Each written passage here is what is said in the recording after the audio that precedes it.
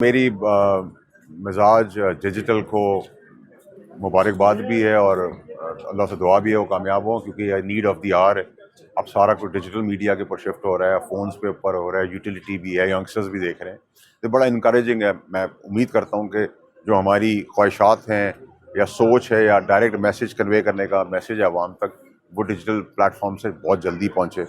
और सब digital platform को आप देख भी रहे हैं, यंग जनरेशन तो सारी इसी की तरफ है। तो मेरी उम्मीद भी आप लोगों से और आप लोगों के लिए दुआ भी सर, हम है। एक खबर भी दे रहे हैं, ये जो नोटिफिकेशन का इशू बना हुआ है, आपसे बेहतर कोई नहीं जानता। सर, हमारे ऑडियंस को बता दें, क्या ये उठ कर किस कारण बैठेगा और कोई क्या मुझे तो नोटिफिकेशन का कोई मसला नहीं है, ये रूटीन का एक इशू है।